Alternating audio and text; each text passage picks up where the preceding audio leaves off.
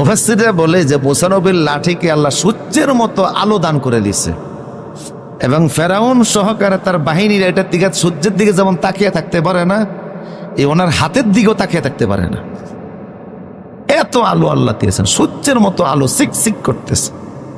তবে সূর্যের আলোর সাথে আর হাতের আলোর সাথে পার্থক্য ছিল, সূর্যের আলোর ভিতরে গরম আছে না নাই, হাতের এটা আলোকিত হয়েছে সূর্যের মতে, এর ভিতরে কোনো তাপ নাই, গরম নাই, বরং হাতের এটা দেখে মিষ্টি মিষ্টি আলো বের হয়, সুবহানাল্লাহ, আরামদায়ক বের হয়। এটা কার পক্ষ থেকে? কার পক্ষ থেকে? মিষ্টি তাপ বের হচ্ছে, প্রখরতা নাই, তীব্রতা নাই। মূসা আলাইহিস সালাম ওরা যখন এটার আলো সহ্য করতে পারলো না, চোখ জ্বলছে যাইতেছে, চোখ মুছতেছে ফেরাউন, মুসা নবী, মুসা এটা তুমি থামাও, সহ্য করতে পারতেছি না, চোখ ঠিক রাখতে পারতেছে না মুসা নবী। আবার যখন হাত বগলের নিচে লাগিয়ে ফেললেন, তাৎক্ষণিক আলো বন্ধ হয়ে যায়।